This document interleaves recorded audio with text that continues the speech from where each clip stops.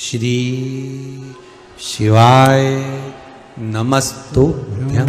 शिव महापुराण की कथा जिसके घर में चल रही है, जिसके टीवियों पर चल रही है, जिसके फेसबुक यूट्यूब पर चल रही है, जिसके मोबाइलों में चल रही है, घर में भले 5 मिनट शिव महापुराण की कथा चले, पर प्रतिदिन अपने मोबाइल को चालू कर 5 मिनट शिव पुराण चालू कर छोड़ दिया। घर में टीवियों पर अगर कथा आए तो भले सुनो चाहे नहीं सुनो, 5-10 मिनट उस टीवी को चालू कर छोड़ा करो, जिससे वो शिव महापुराण के शब्द हमारे घर के वातावरण को शुद्ध करें। जिस नारी को लगता है कि बच्चा कहीं विकलांग ना जन्म ले ले, कहीं बच्चा बेकार ना जन्म ले ले, उस नारी को 3 चीजें शिव महापुराण की धारण कर लेना चाहिए। पहला, गर्भ में जब तक बच्चा रहे तब तक दरवाजे पर आने वाली गाय को 1 रोटी जरूर देना। गर्भवती नारी को गाय को दरवाजे से कभी नहीं भगाना चाहिए, तो बच्चा पूरी तरह से स्वस्थ पैदा होगा। बच्चा विकलांग नहीं हो सकता।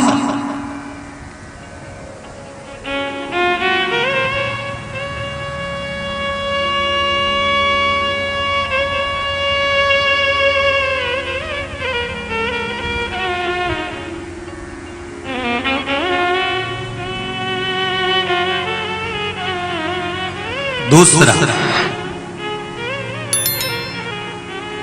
जब तक नारी का गर्भ रहे, 9 महीने तक नारी का जब तक गर्भ रहे, तब तक जिस पलंग पर गर्भवती नारी सोती हो उस पलंग के नीचे झाड़ू ना रखे। नारी का बच्चा कभी विकलांग नहीं हो सकता। अच्छा, जिस पलंग पर नारी सोती हो, गर्भ अवस्था पहले महीने से लेकर 9 महीने के भीतर गर्भवती नारी अपने पलंग के नीचे झाड़ू बुआरी ना रखे। और तीसरा,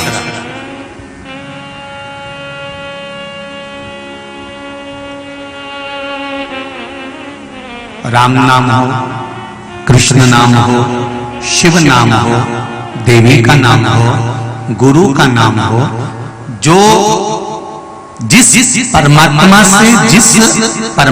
से ये आत्मा का मिलन हुआ हो, जहां तुम्हारा मन लगता हो, ओम नमो भगवते वासुदेवाय या राम राम या कृष्ण कृष्ण या शिव शिव, जिससे तुम्हारी लगन लगी हो, उस परमात्मा का नित्य प्रति कम से कम 2 या 4 बार को स्मरण करो।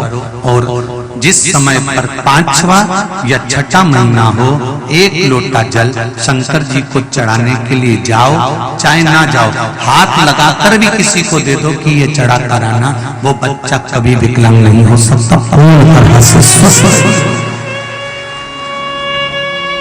उसकी स्वस्थता, शिव का भजन, शिव का स्मरण, शिव की भक्ति। एक भाई ने बड़ा सुंदर बात लिखी है, देख लीजिए।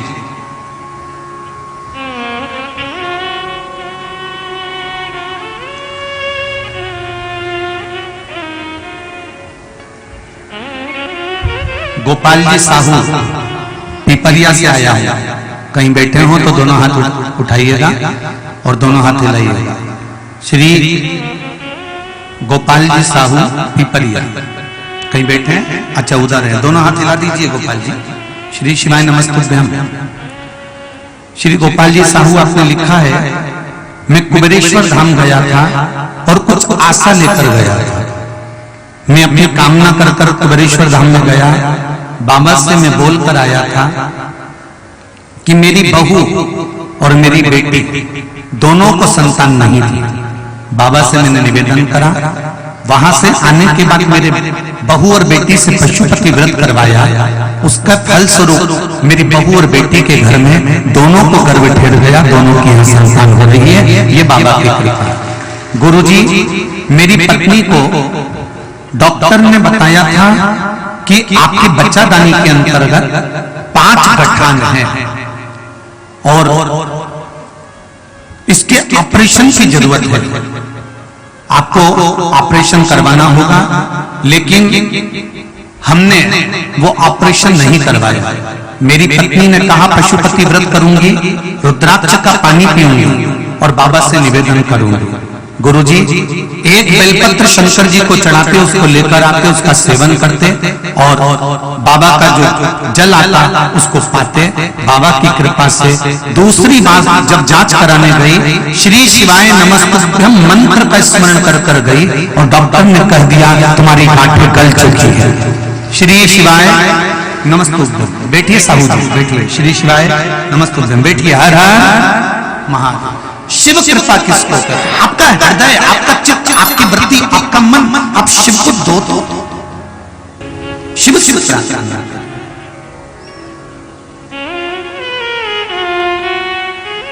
तीन चीजें जीवन में उतार लीजिए। पहले नंबर की बोलिए, जम के बोलो जरा। गाय को दरवाजे से नहीं भगाना। दूसरा,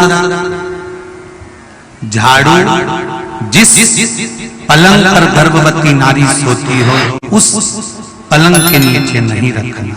तीसरा, जिस देवता को आप मानते हो, हमारी तरफ से कोई बंधन नहीं है आपको कि आप शंकर को ही मानो। हम किसी को बंधन नहीं करते और हम किसी को शपथ भी नहीं दिलाते, ना सौगंध दिलाते हैं कि आपको शंकर को ही पूछना पड़ेगा। हम ना तो सौगंध दिलाते हैं शंकर जी को पूजने की, ना हम शपथ दिलाते हैं। यहाँ तो दिल का सौदा है। अगर दिल आपका मान जाए, राजी हो जाए, तो इस दिल को अगर शंकर जी से लगाया है तो एक लोटा जल सब समस्या का हल। दिल अगर मान जाए तो, नहीं माने तो तुम्हारी मर्जी पड़े उनंग जा। यहाँ तो हम काय को माथा तुमसे बड़ी के जबरदस्ती। बहु रोमा ने कहा, मैं पूर्व का चंद्रवंशी राजा जयध्वज हूं। मंदिर में झाड़ू लगाता हूं, पोछा लगाता हूं, सेवा करता हूं, चाकरी करता हूं। एक दिन पंडित जी मेरे पर हंसे और फिर पंडित जी ने थोड़े दिन तक तो मुझ पर हंसा, फिर हंसना बंद कर दिया। पंडित जी ने फिर एक प्रश्न मेरे सामने रख दिया। एक प्रश्न पंडित जी ने मेरे सामने रखा। नरसिंह पुराण का ये चरित्र कहता है, पंडित जी ने प्रश्न करा, महाराज आप जो रोज झाड़ू लगाते हो, रोज पोछा लगाते हो, रोज सफाई करते हो, कचरा उठाते हो, इसके करने से कोई फल प्राप्त होता है क्या?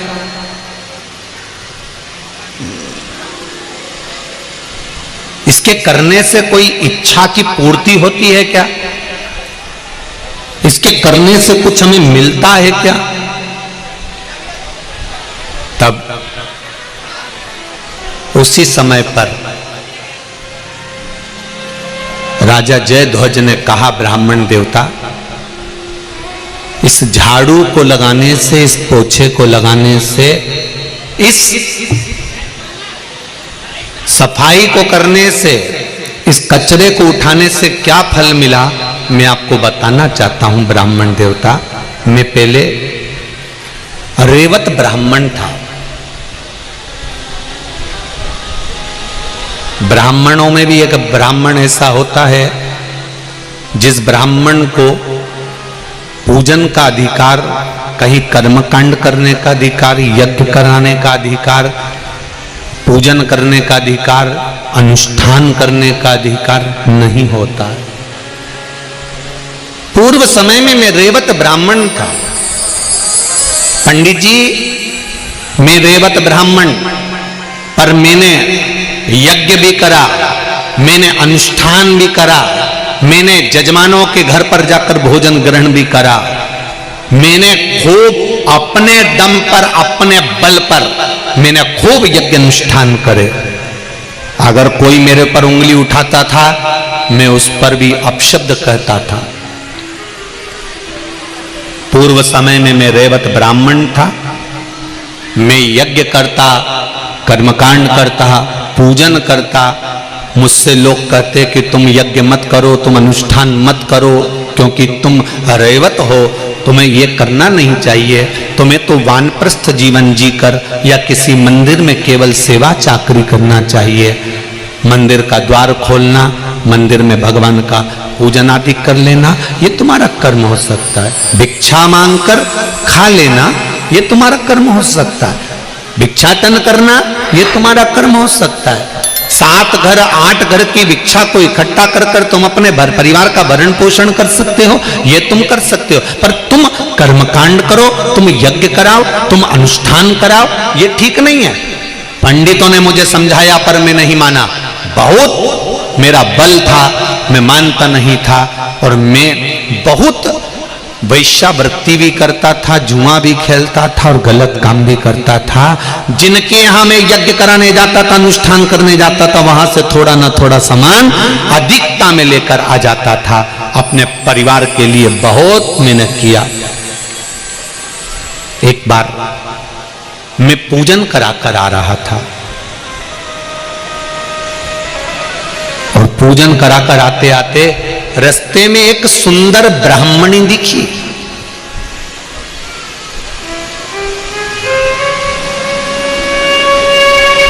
जिसके चेहरे पर बड़ी चमक थी।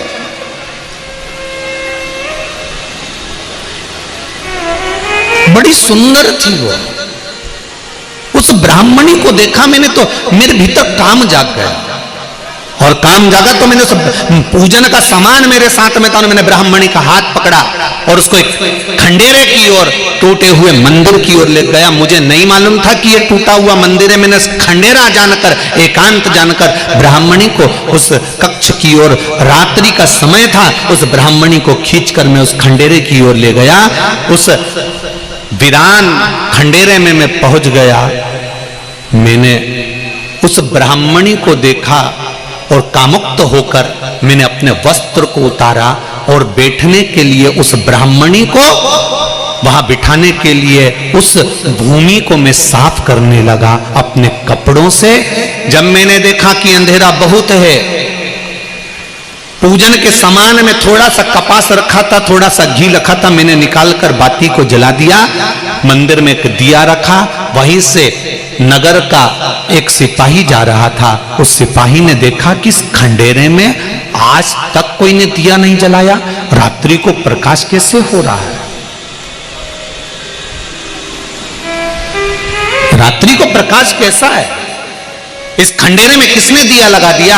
इस खंडेरे में दीप किसने लगाया है? और वो सिपाही उस खंडेरे के अंदर प्रवेश कर गया। प्रवेश करते से उसने मुझे उस ब्राह्मणी के देखा, ब्राह्मण की पत्नी के साथ में, ब्राह्मणी के साथ में। देखते ही उसने सोचा कि ये जरूर दूसरे राज्य का गुप्तचर है, यहां छुप कर बैठा है। इस खंडेरे में तो कोई आता नहीं है, इस टूटे हुए भवन में तो कोई आता नहीं है, और इसका वध उस सैनिक ने वहीं की वहीं कर दिया।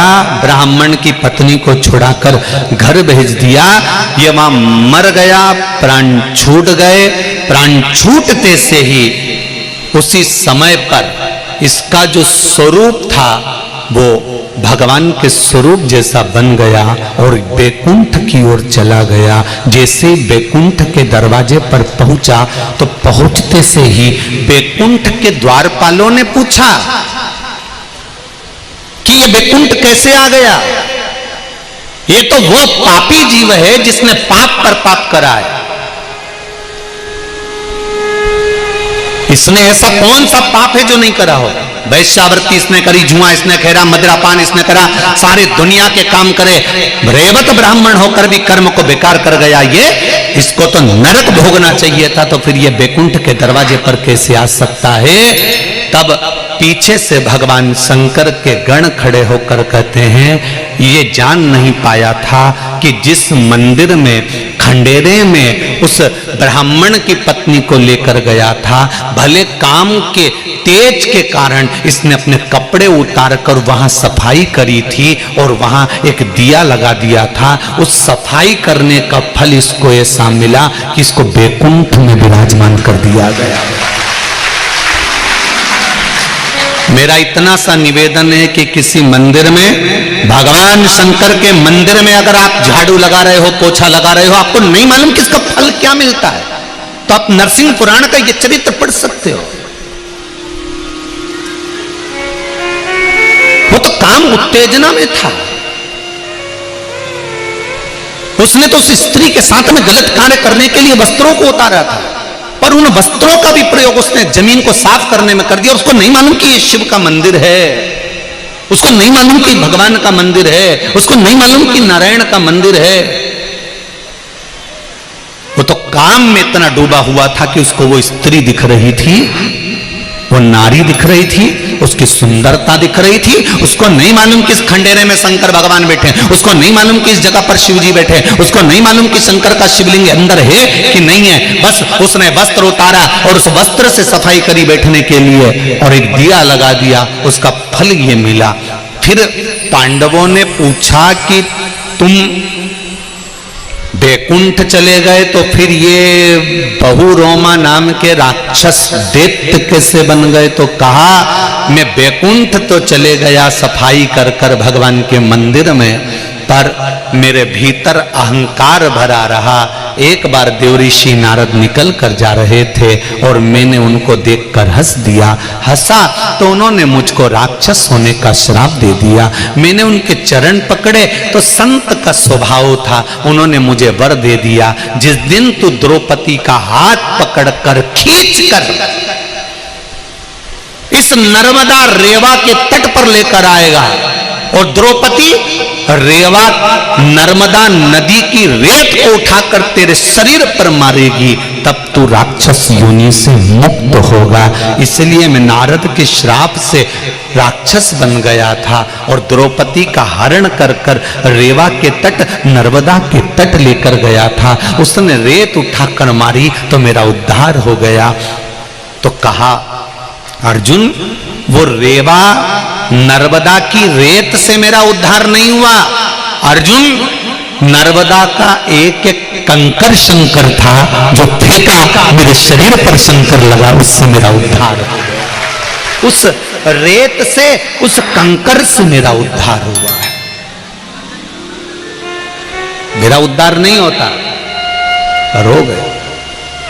आप लोग यहां कथा सुनने के लिए आते हो, जो टीवी पर सुन रहे हैं आस्था चैनल पर वो सुन रहे हैं, जो फेसबुक यूट्यूब पर सुन रहे हैं वो सुन रहे हैं, पर जितने लोग कथा पंडाल में आ रहे हैं, कभी जिंदगी में मौका मिले और आपके पास में 100 किलोमीटर 150 किलोमीटर 200 किलोमीटर 300 किलोमीटर के दायरे में कहीं कथा सुनने शिव महापुराण की मिल जाए तो 2 क्षण के लिए 10 दिन नहीं जाओ, 7 दिन नहीं जाओ, 5 दिन नहीं जाओ, तो 1 दिन जाकर उस भूमि को प्रणाम जरूर करना, क्योंकि इतने भक्त जब आते हैं तो उनके चरण जिस भूमि पर पड़ते हैं, वहां की रज, वहां की मिट्टी, वहां का जल, वहां का थोड़ा सा कीचड़ भी अगर हमारे शरीर को, इस वस्त्र को लग गया तो ना जाने हमारी कितनी पीढ़ी को पार उतार सकता है। उस रज की महत्वता को पहचान, उस रज की मूलता को।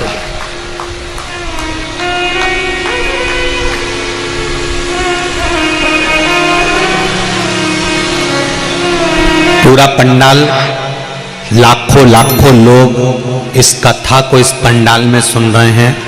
एक पंडाल क्या, दूसरा पंडाल और तीसरा पंडाल, सारे पंडाल आप लोग भर के बैठे हो।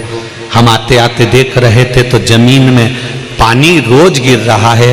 भगवान की कृपा से रात को रोज पानी गिरता है, कीचड़ हो जाता है, उसके बाद भी माताएं कीचड़ की जगह में, भाई कीचड़ की जगह में बैठे हुए हैं। आप अपने कपड़ों से नहीं डर रहे, और बिल्कुल जरूरी है, नर कपड़न से डरत है और नरकपड़न से नहीं। जिसको कपड़े से डर लगता है कि कपड़े में कीचड़ लग जाएगा तो समझ लेना अंत में नरक पड़ जाएगा, और जो भगवान के सत्संग में कपड़ा नहीं देखता फिर वो पार भी उतर जाता। उसको मतलब नहीं होती कि कपड़ा गंदा होगा, वो ये सोचता है ये मन गंदा नहीं होना चाहिए, ये शरीर गंदा नहीं होना चाहिए, ये चित्त गंदा नहीं होना चाहिए, ये वृत्ति गंदी नहीं होना चाहिए। शरीर का कपड़ा कितना भी गंदा हो चलेगा, पर मन गंदा हो गया तो परमात्मा के कभी नहीं हो सकते। इसलिए इस मन को गंदा मत होने, इस मन को सार्थक बनाने का प्रयास करें।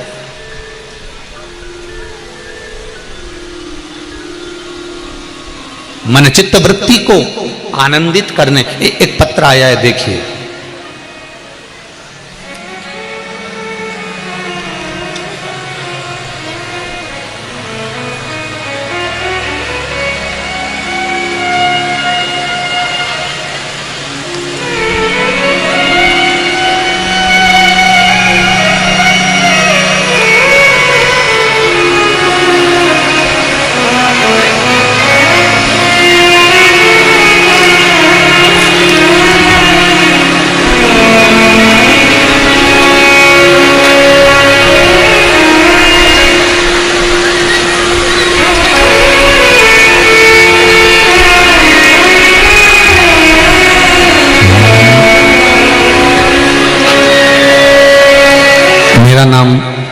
विकास साहू है। मैं ग्राम सुराडूंग से भिलाई जिला दुर्ग का निवासी हूं। कहीं बैठे हो तो हाथ हिलाइएगा। अच्छा इधर ही है। हर हर महादेव। गुरुजी बाबा की कृपा करना चाहता हूं। एक लाइन बड़ी सुंदर लिखी है विकास साहू जी आपने। तेरे दर पे आके मुझे जो मिला है ये मैं जानती हूं या तू जानता है। गुरुजी बाबा की कृपा करना चाहता हूं। मेरी चाची के गर्भाशय में 4 बड़ी बड़ी गांठ हो गई थी। डॉक्टर ने जांच करी गांठ की, ऑपरेशन के बताया और साथ में कैंसर बता दिया। चेकअप कराया, उसमें डॉक्टर की रिपोर्ट में गर्भाशय के अंदर 4 गांठ और चारों के अंतर्गत कैंसर था। उनकी हालत गंभीर हो गई थी।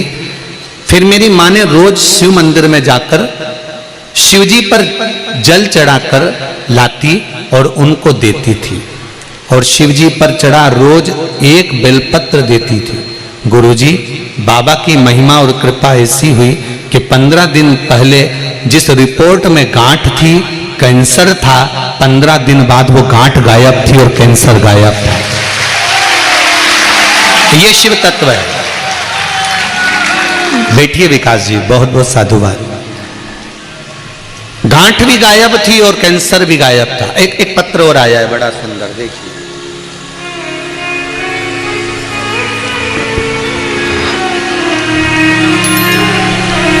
मैं हेमलता सेन, खंडेलवाल कॉलोनी, दुर्ग छत्तीसगढ़ निवासी हूं।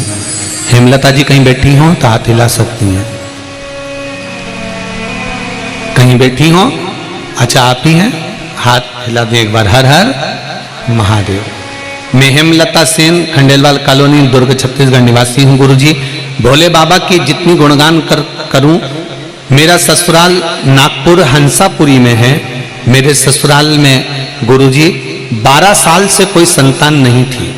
मेरे साले की बीवी ने आपके द्वारा बताए पशुपतिनाथ व्रत को किया और कुछ महीनों बाद उसके पेट में गोला है। डॉक्टरों ने कहा कि ये एक गोला चढ़ गया है, संतान नहीं बोली, गोला है कहते रहे और गोले का ऑपरेशन करने का डॉक्टर ने कह दिया था। पर बाबा की कृपा ऐसी रही, मेरे साले की पत्नी ने 12 वर्ष से जिसकी यहां संतान नहीं थी, डॉक्टर उसको गोला गोला कहते रहे और वो 9 महीने तक रही और वो गोला आखिरी में हमने ऑपरेशन नहीं करवाया और उससे मेरी उस साले की बहू को बच्चे की प्राप्ति हुई। उस बच्चे का फोटो में लगा रहा हूं। ये शिव कृपा। किसी सोनोग्राफी में ये नहीं आया कि ये संतान है, हमेशा गोले ही बताते गए, पर आखिरी में 9 महीने बाद संतान की प्राप्ति हुई। संतान का फोटो भी हम लगा रहे हैं। बैठिए भैया जी, सेन साहब बैठिए। श्री शिवाय नमस्ते।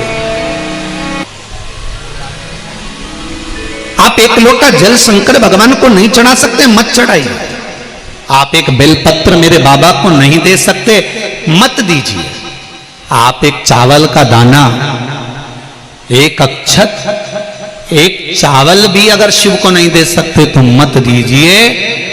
एक काम करना प्रारंभ कर दो, बाबा के मंदिर में जाकर थोड़ी सी सफाई करना प्रारंभ कर दीजिए। थोड़ा सा सामान उठाकर एक साइड रखना प्रारंभ कर दीजिए। मंदिर में रोज एक दीप लगाना प्रारंभ कर दीजिए। हम कहेंगे आप लोगों से, दिल से कहेंगे।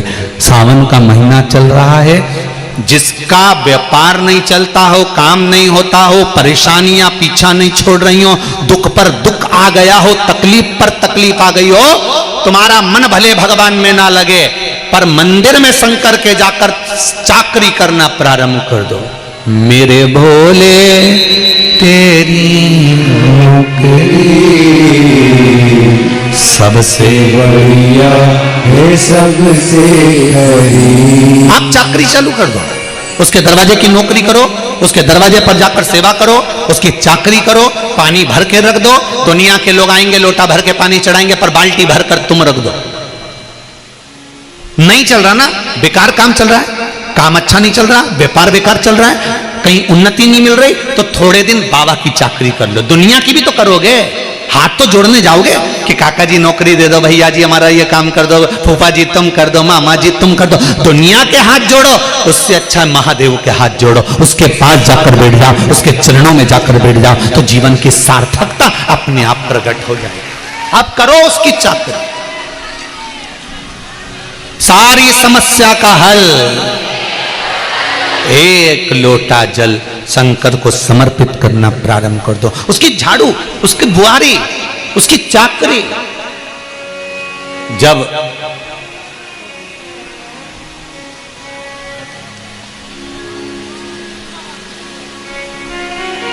वो तो कहता है मेरा मंदिर 24 घंटे खुला है, जब तेरा मन करे तब तू आ और सेवा करके जा, जब तेरा मन करे तब तू आ।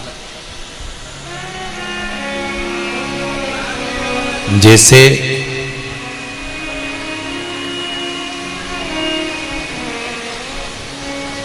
ये कथा छूटती है ना, बाहर बहुत सारी दुकान लगी है मेले जैसी है। अब उनने तो दुकान लगाने वाले ने दुकान लगा ली, बहुत दूर दूर से बता रहे हैं कि बता रहे थे कोई कि झारखंड और कर्नाटक तक की दुकानें यहां पर आई हुई हैं। अब इतनी दूर दूर से वो लोग दुकान लेकर आए हैं, उन्होंने तो अपनी दुकान खोल ली। अब जिसका मन होगा जिस दुकान पर जाकर खड़ा हो जाएगा लेने वाला, उसकी मर्जी, उसका मन।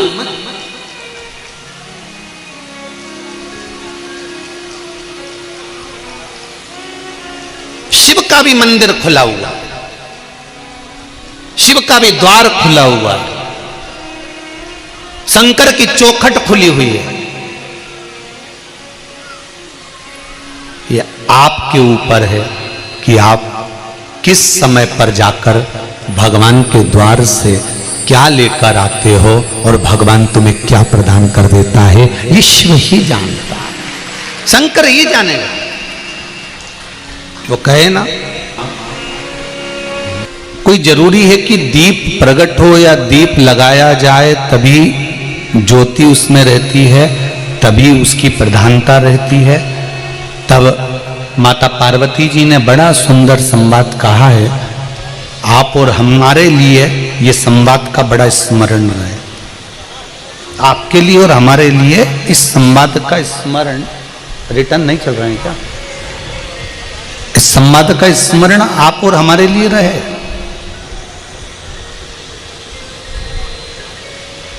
माता पार्वती जी ने कहा, गणेश सुनो, जिस मंदिर में अखंड ज्योत नहीं जलती, जिस मंदिर में अखंडता की ज्योत का प्रभाव नहीं है, उसका मतलब यह नहीं होता कि यहां पर ज्योति विराजमान नहीं है या ज्योति यहां पर नहीं है। सुनो गणेश, जिस मंदिर में शिखर होता है, शिखर जानते हो आप लोग, मंदिर में नीचे से जो चालू होते होते होते होते बनते बनते ऊपर तक जाता है, ऊपर जो पीतल का एक शिखर होता है, पीतल का जो गुंबज लगा होता है, शिखर लगा होता है, उसकी मूलता क्या होती है? तो गणेश, जिस मंदिर में शिखर होता है, और अगर मान लो मंदिर में शिखर नहीं है, मंदिर में अगर घंटाल भी लगा हुआ होता है, तो भी उस मंदिर के अंदर ज्योति विराजमान अपने आप रहती है। उस मंदिर में अगर दिया नहीं भी लगा तो उसमें ज्योति की प्रधानता रहती है। अगर मान लो वहां पर दिया नहीं लगा, दीप नहीं लगा, तो भी वहां ज्योति की प्रधानता है। अब एक बात अपने घर के लिए समझ लेना बहुत अच्छे तरीके से। अशोक सुंदरी शिव महापुराण की कथा कहती है, भगवान शंकर का संवाद कहता है, आजकल तो आरओ पॉइंट हो गए तो लोग मटका रखना भूल गए, हंडा रखना भूल गए। पर आज भी मारवाड़ियों में एक रीति है, भले आरओ लगा हुआ है, आरओ पॉइंट लगा हुआ है, उसके बाद भी मारवाड़ियों के घर में एक मटका, चाहे स्टील का हो, पीतल का हो, मट्टी का हो, तांबे का हो, एक हंडा या बाल्टी या टंकी पानी की भरकर अवश्य रखते हैं। उसका कारण क्या है? और मुझे विश्वास है कि छत्तीसगढ़ के भी जितने भी लोग, भले वो मारवाड़ी हों चाहे ना हो, सबके घर में एक मटका, एक हंडा, एक टंकी या बाल्टी, कुछ भी जल का एक स्रोत भरकर अवश्य रखते हैं। भले आरओ पॉइंट है ना है वो अपनी, पर एक मटका, हंडा, बाल्टी, कुछ भी रसोई घर में भरकर रखते हैं। शिव महापुराण की कथा कहती है, आप लोगों में से कई लोग ऐसे हैं जो शाम के समय पर या सुबह के समय पर उस मटके के पास में, उस हंडे के पास में, उस बाल्टी के पास में, उस हंडे के पास में, मटके के पास में दिया लगाते हैं, दीप प्रज्वलित करते हैं। तो शिव महापुराण की कथा कहती है, जिसके घर में, रसोई घर में जो हंडा भरा जाता है, जो मटका भरा जाता है, जो बाल्टी भरी जाती है, या रसोई घर में एक हंडा भी अगर हम भरकर रखते हैं, तो वहां आपने दीप लगाया ना लगाया, मंदिर में ज्योति लगाई ना लगाई, अगर रसोई घर में कोई पात्र पानी का भरा हुआ है, तो ये मानकर चलें कि आपके यहां अखंड ज्योति जली हुई है, आपके यहां ज्योत लगी है। अब इसको प्रस्तुत कैसे करोगे कि गुरुजी आपने तो कह दिया कि हंडा भरा है तो वो ज्योति का प्रतिबिंब है, तो इसको समझना जरा अच्छे से। जब तुम्हारे यहां शादी होती है, जब तुम्हारे यहां विवाह होता है, शादी होती है, तो दूल्हे की जो आरती उतरती है, दुल्हन की जो आरती करते हो, बहन दूल्हा दुल्हन की आरती करता है, तो उसमें दिया लगाता है क्या? जम के बोलो, नहीं। क्या करते हैं? उस आरती की थाली में पानी का लोटा, पानी का कलश भरकर रख लेते हैं और पानी से आरती उतार लाते, जल से।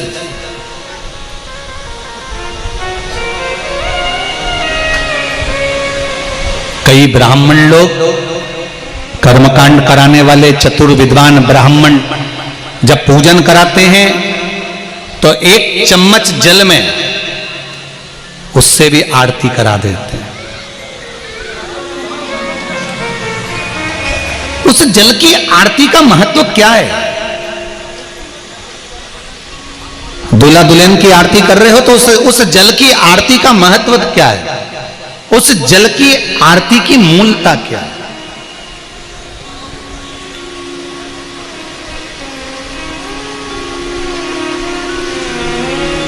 उसका महत्व क्या है? उसकी मूलता क्या है? शिव महापुराण की कथा कह रही है। बंद है कुछ बक्से वक्से देख लो। जल की आरती की मूलता, उसकी महत्वता, उसकी महत्वता क्या है? तो कहा, जो जल का पात्र होता है, जो जल का भरा हुआ घड़ा होता है, मटका होता है, हंडा होता है, ये स्वयं भी ज्योति का प्रतीक होता है।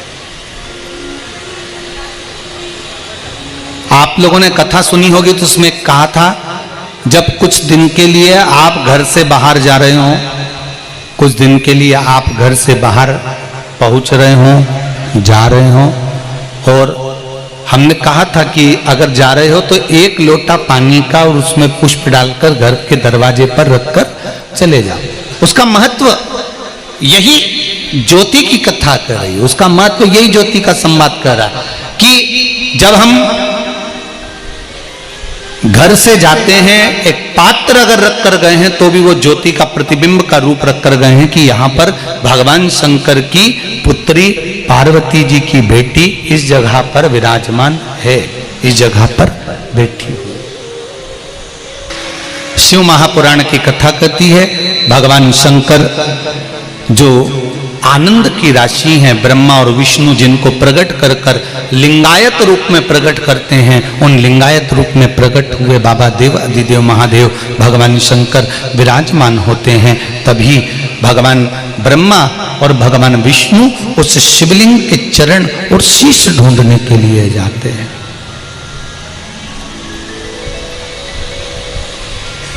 ब्रह्मा जी ऊपर ऊपर बढ़ते गए, भगवान विष्णु नीचे नीचे जाते गए। भगवान विष्णु को चरण नहीं मिले, उन्होंने एक बार सत्य कह दिया और एक बार मुख से कह दिया, सत्य का बखान कर दिया। और एक बार सत्य कहा कि मुझे भगवान शंकर के चरण नहीं मिले तो वो नहीं मिले।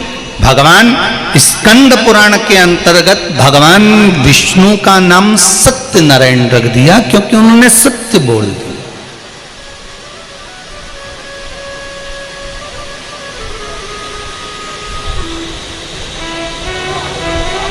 एक सत्य मुख से निकल गया तो वो सत्य नारायण हो। ब्रह्मा जी झूठ पर झूठ बोलते रहे, गौ माता से भी झूठ बुलवा दिया, केतकी के फूल से भी झूठ बुलवा दिया।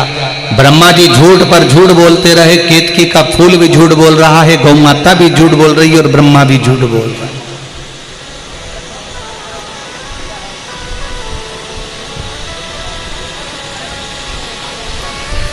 सत्य को प्रमाण की जरूरत नहीं होती, पर झूठ को, असत्य को प्रमाण बार बार चाहिए रहता है।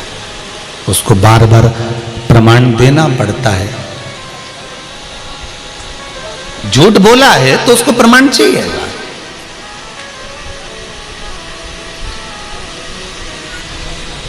ब्रह्मा जी का सिर कट गया, केतकी के पुष्प को श्राप लग गया, गौ माता के मुख को श्राप लग गया। गौ माता के मुख को श्राप लगा कि हे गौ माता, मैं आपको श्राप देता हूं, आपने इस मुख से झूठ बोला है, इस वाणी से झूठ बोला है, संसार में आपका पूरा शरीर पुजाएगा।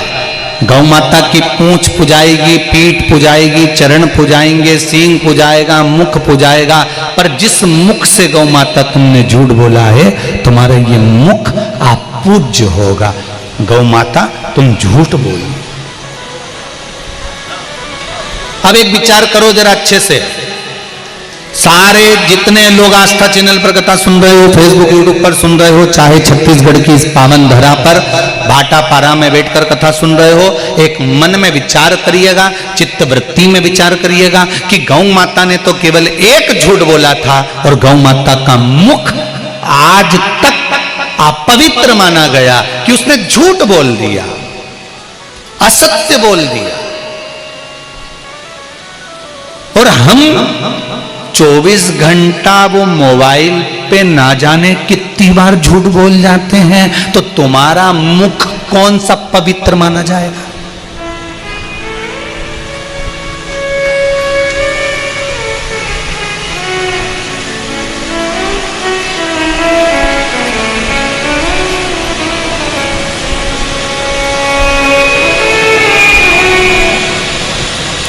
कितना पवित्र।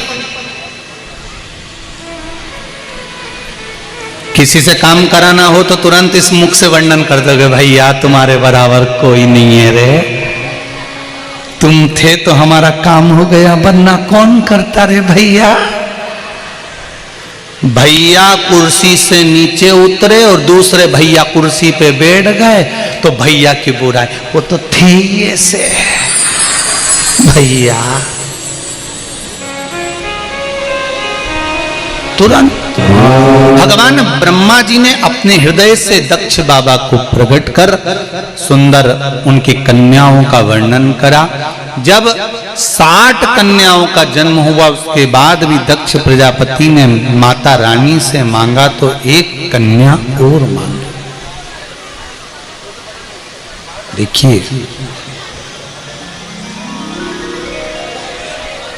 ये माता और पिता के संस्कार होते हैं, जिन संस्कारों के बल पर बेटी भजन कर रही है, कि गलत कर्म कर रही है, ये संस्कार बताते हैं। हम पहले भी कथा में कहे, आज फिर कहते हैं, बच्चों को कार मत दिलाओ। बच्चों को कार दिलाओगे तो बच्चे बेचकर खा जाएंगे। बच्चों को दिलाना है तो संस्कार दिलाओ, जिससे वो कारों की लाइन लगा देंगे। श्रेष्ठ संस्कार दीजिए।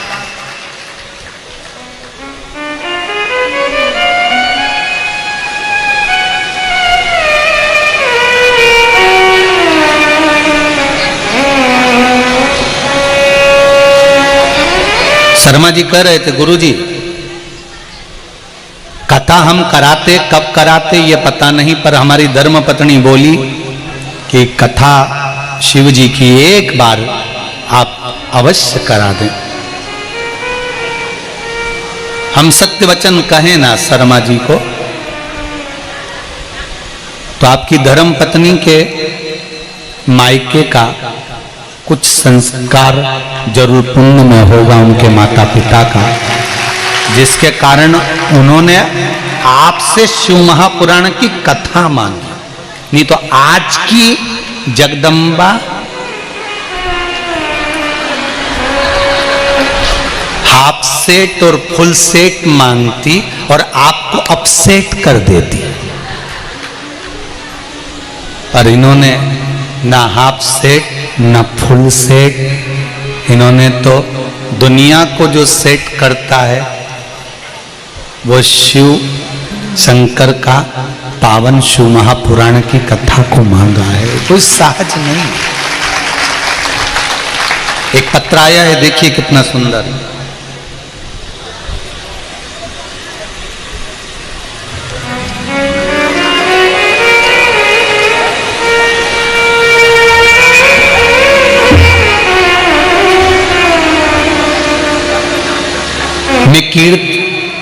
श्रीमती कीर्तिका, ग्राम डांडेसरा, गुरूर, जिला बालोदा, कहीं बैठी हो तो हाथ हिलाइएगा। आप ही हैं? दोनों हाथ हिला दो एक बार। हर हर महादेव। बड़े प्रसन्न दिख रहे हो आप, बाबा देवाधिदेव महादेव की कृपा। गुरुदेव कहते हैं, बच्चे अपने माँ बाप का कर्ज कभी नहीं चुका सकते, पर मेरी बेटी ने मुझे शिव पुराण कथा तक पहुंचाकर माँ के दूध का कर्ज चुका दिया, मुझे कथा में लेकर आई है। गुरुदेव में एक मानस मंडली बाबा की कृपा से चलाती हूँ। सुरुचि महिला मानस मंडली डांडेसरा बालोद से मंच में 1 घंटे का समय में मैं सनातन धर्म से बोलती भी हूं और बाबा का वर्णन भी करती हूं। शिव पुराण के माध्यम से हिंदू क्रांति जागी है।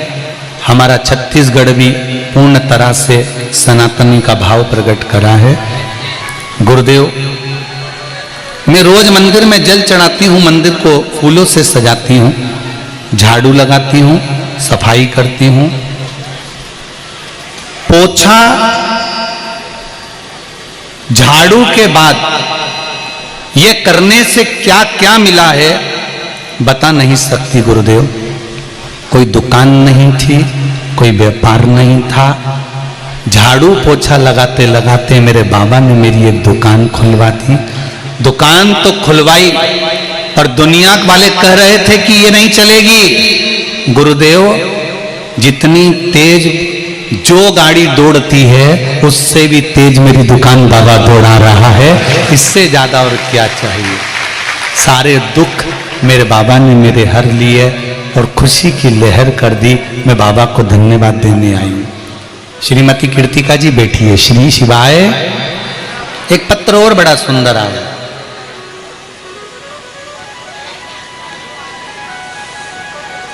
शशि तिवारी मेरा नाम है। मैं यहां से 200 किलोमीटर दूर कटघोरा से आई हूं। शशि जी तिवारी कहीं बैठी हो तो हाथ हिलाइएगा। आप ही हैं? दोनों हाथ हिला दो। शशि तिवारी मेरा नाम है, मैं कटघोरा से आई हूं। गुरुदेव, मैं 3 साल से बहुत परेशान थी। मेरे पति 3 साल से बीमार चल रहे थे। उनके हार्ट में, किडनी में परेशानी आ गई थी। वेंटिलेटर में जाने की नौबत आ गई थी। मैंने जब से आपकी शिव कथा देखना शुरू किया, मेरी शिवजी में आस्था बढ़ गई। मैंने आपके द्वारा बताए गए बेलपत्र का उपाय करना और रुद्राक्ष का पानी उन्हें औषधि के रूप में पिलाना प्रारंभ किया। गुरुदेव, भगवान की ऐसी कृपा हुई कि जो खुद से चल नहीं पाते थे, वे आज खुद चलकर अपने स्कूल जाते हैं, प्रचार हैं। वहां 2 साल तक पड़े रहने के बाद भी वह क्रम नहीं, जो आज बाबा की कृपा से चल फिर रहे हैं और अपना कार्य कर रहे हैं। हर हर महादेव। बैठो बहन। श्री शिवाय नमस्तुभ्यं। तेरी कृपा बिना न हिले एक भी लेते हैं श्वास, तेरी कृपा से तनो तनो। शिव कृपा, शंकर भगवान की उदारता, शंकर भगवान की करुणा। उस पर चढ़ाया गया एक लोटा जल या एक बेलपत्र या एक चावल का दाना हमारे जीवन को संवारता जरूर। शिव कथा कह रही, शंकर भगवान का अनुमोदन करा। दक्ष प्रजापति के यहाँ सती मैया का जन्म हुआ। सती मैया भगवान शंकर को ब्याही, शिव जी के साथ कथा सुनने गई। वहां चित्त नहीं लगा, मन नहीं लगा। अंत में झूठ बोला पति से, शरीर छोड़ना पड़ा।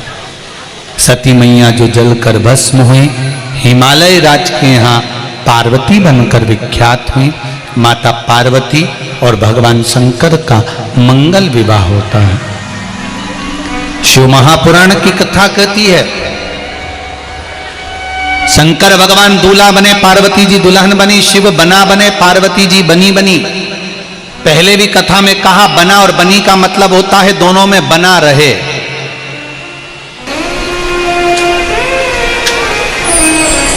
एक कथा सुनी है आप लोगों ने राम जी की। बहुत बड़ा सेतु बन रहा,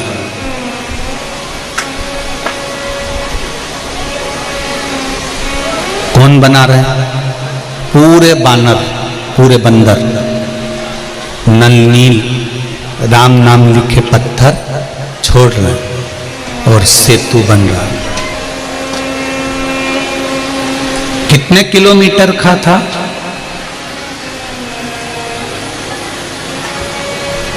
रामेश्वरम से लंका तक का जो सेतु बना था वो कितने किलोमीटर का था? 1200 किलोमीटर का। कितने किलोमीटर का है? 1200 किलोमीटर का लंबाई थी। 120 किलोमीटर की चौड़ाई थी सेतु की।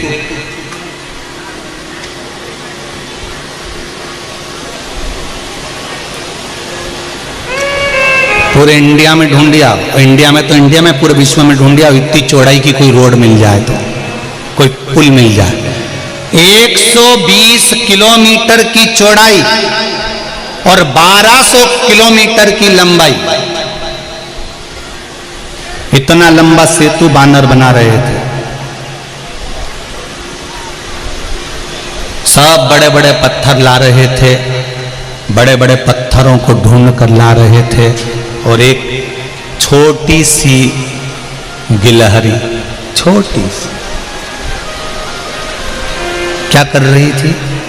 शरीर पे रेत चिपकाकर वो पत्थरों पर जड़ा रही थी, पत्थरों पर जड़ा रही।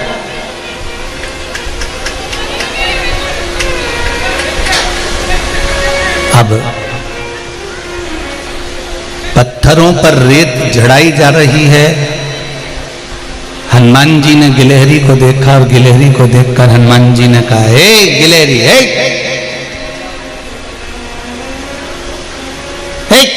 इधर आ।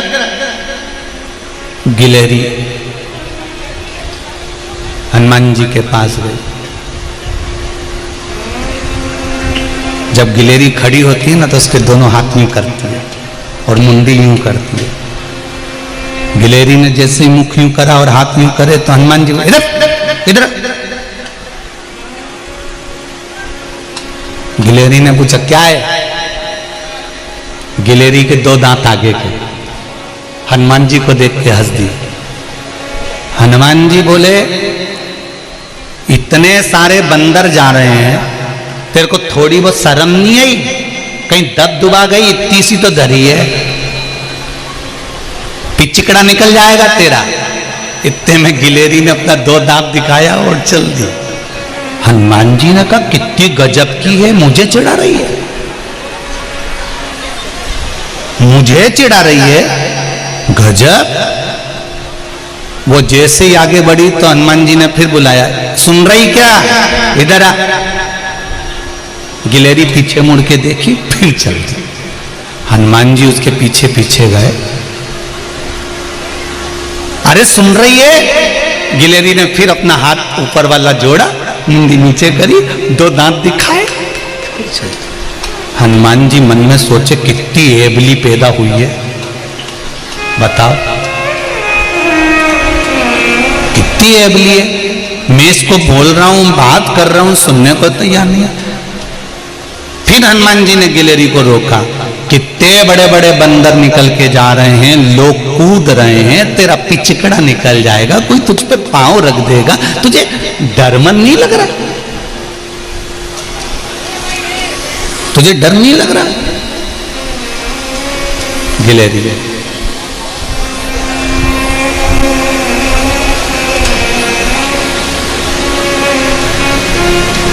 हनुमान जी ने कहा थोड़ा डर के काम कर, तेरे कोई काम की जरूरत नहीं है यहां पे।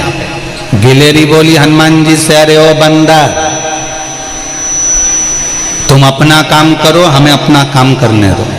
हमने तुमसे पूछा कि हम क्या काम करेंगे, या हमने तुमसे कहा कि तुम क्या काम करोगे? हम जो काम कर रहे हैं हमको करने दो, और तुम्हें जो काम करना है तुम करो।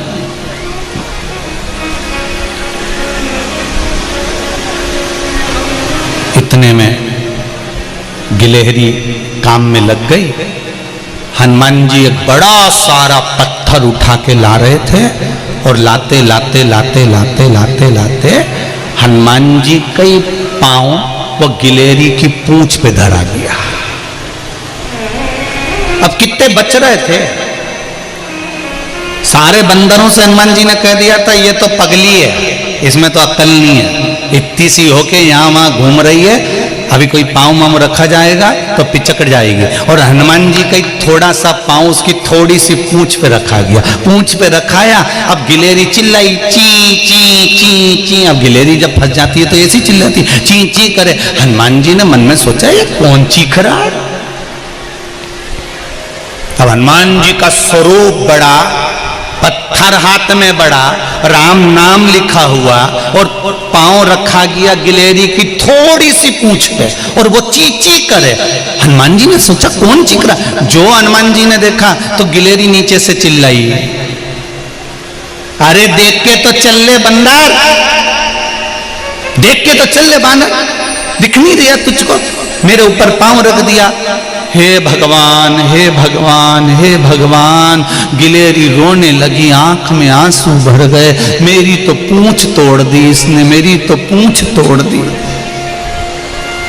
हनुमान जी ने पत्थर पानी में डाला, गिलहरी के पास आकर बोले मैंने तेरे को पहले ही समझाया, तू बीच में क्यों आई?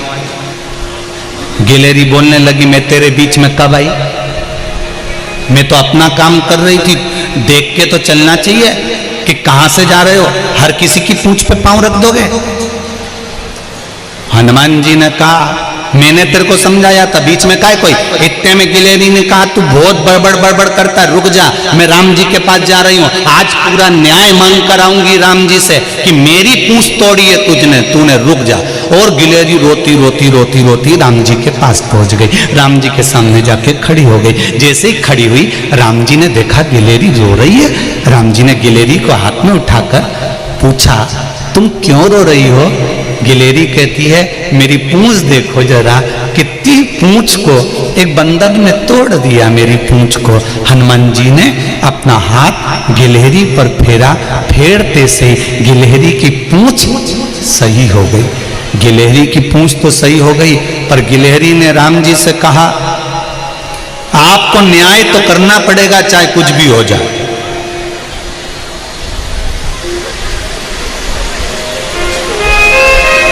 आपको न्याय तो करना पड़ेगा।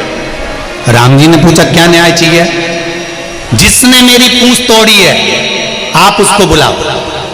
तो राम जी बोले, इतने सारे बंदर में किसने तेरी पूंछ तोड़ी? गिलहरी बोलती है, मैं उसको अच्छी तरह से पहचानती हूं, बहुत बोलता है वो,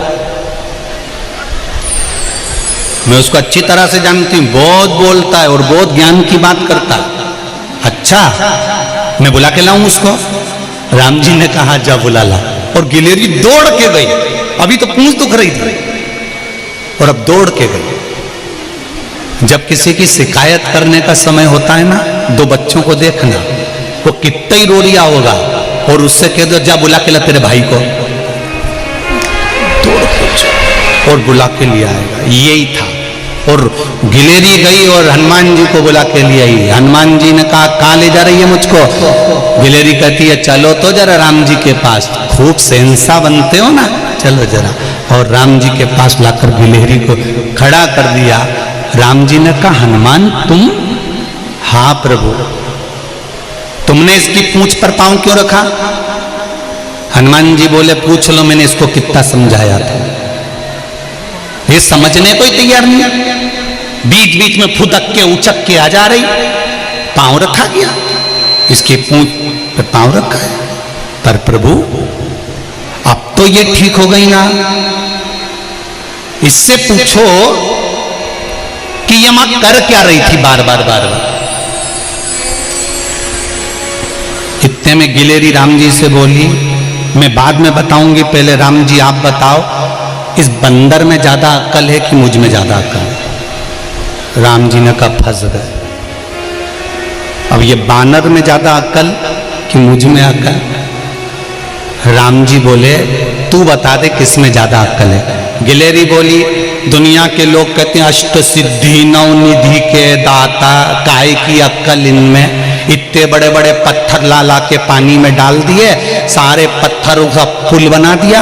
वो पुल पर मेरे राम जी जब चलेंगे, उनके कोमल कोमल चरण में वो पत्थर गड़ेंगे, इसलिए मुझ में अक्ल ज्यादा है। मैं पानी में गीली होकर समुद्र की रेत को चिपकाकर पूरे पत्थरों पर बिखेर दे रही हूं, जिससे परमात्मा के चरण में वो पत्थर नाचे। अब गिलहरी बोली, बताओ किस में अक्ल ज्यादा है? राम जी बोले, तुझ में ही है, तुझ में ही अक्ल ज्यादा है। तो प्रभु मुझ में अक्ल ज्यादा है ना, तो न्याय करो न्याय करो न्याय करो।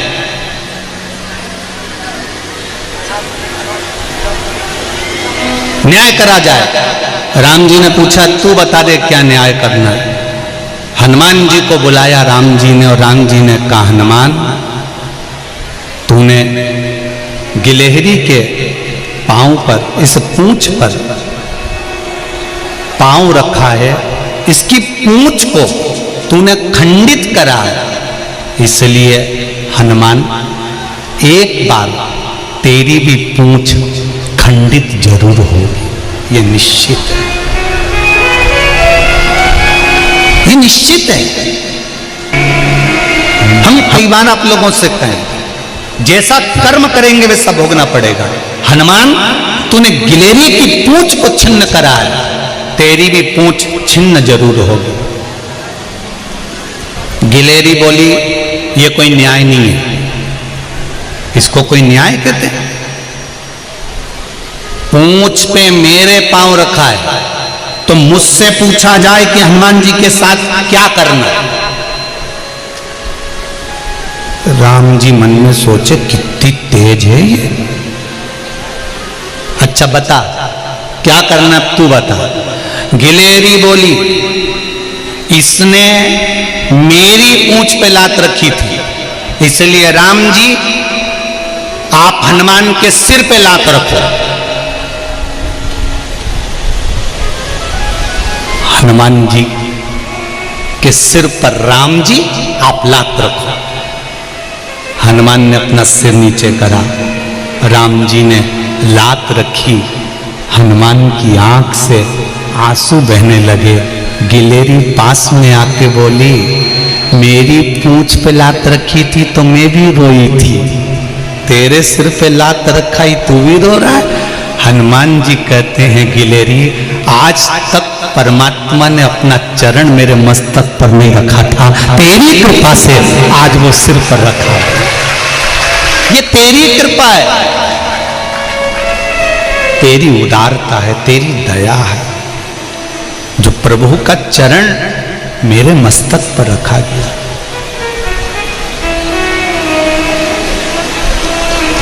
हनुमान जी ने कहा, प्रभु मेरी पूंछ भी खंडित होगी? हाँ। लिंग पुराण कहती है, स्कंद पुराण कहती है, शिव महापुराण कहती है, जब रामेश्वर धाम की स्थापना हो रही थी,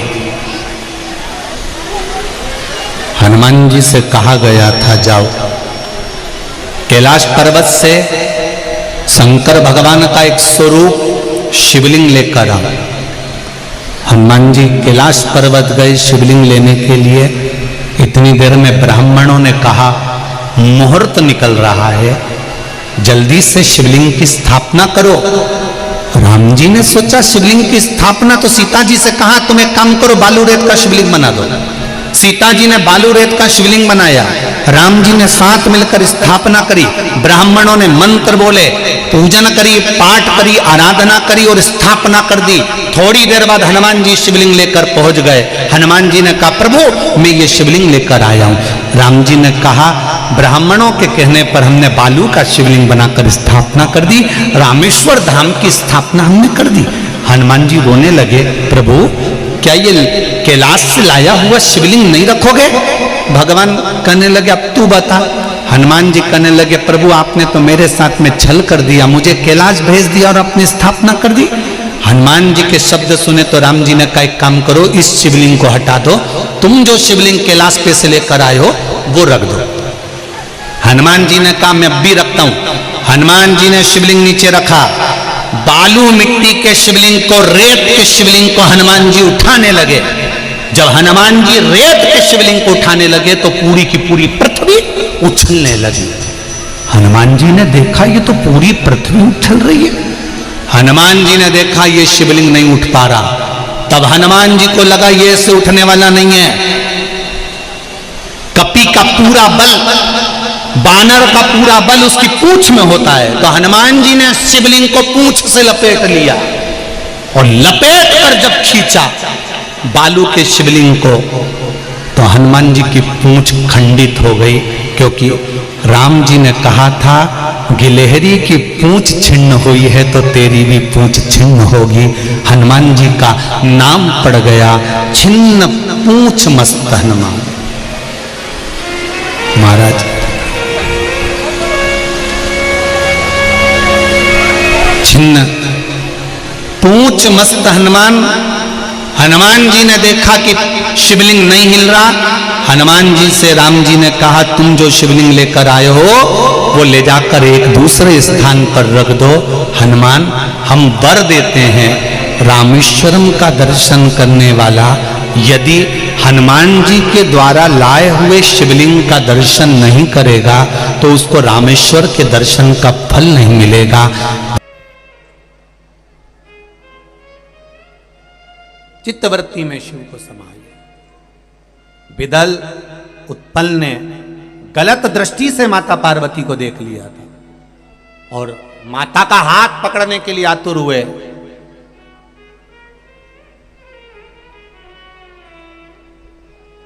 क्रोध आ गया मां को। मां ने कुंदुक पड़ा था, उस कुंदुक का प्रहार कर दिया। शिव जी के चरणों में जाकर वो कुंदुक गिरा। विदल उत्पल तो मर गए, पर कुंदुक शंकर भगवान के चरणों में गिरा तो शिव जी का नाम कुंदकेश्वर महादेव पड़ गए। औषधि के लिए कोई बीमारी हो, कोई रोग हो, और उस बीमारी रोग में कल एक माता आई थी, जहाँ ठहरे हैं सेवा भारती के बच्चे मिला रहे थे उनसे, तो वो कह रही थी कोई थे। प्यारे भक्तों, आज के श्री शिव महापुराण कथा में हमारे पूज्य श्री पंडित प्रदीप जी मिश्रा ने जो भी उपाय बताए हैं, अगर आप इन उपायों को अपने जीवन में निरंतर करते हो तो आपको अवश्य ही लाभ प्राप्त होगा। तो भक्तों, इसी के साथ आज के श्री शिव महापुराण कथा के अध्याय को यही समाप्त करते हैं। मिलते हैं एक और नए अध्याय के साथ, तब तक के लिए हर हर महादेव। प्यारे भक्तों, अगर आपने अभी तक हमारे चैनल को सब्सक्राइब नहीं किया है तो प्लीज चैनल को सब्सक्राइब करके कमेंट बॉक्स में हर हर महादेव लिखकर अपनी हाजिरी भगवान शिव शंकर जी के चरणों में अवश्य लगाएं। और श्री शिव महापुराण कथा का भाग 2 देखने के लिए हमारे चैनल को सब्सक्राइब करके वीडियो एक दिल से लाइक जरूर करें और कमेंट बॉक्स में हर हर महादेव लिखकर अपनी हाजिरी भगवान शिव शंकर जी के चरणों में अवश्य लगाएं।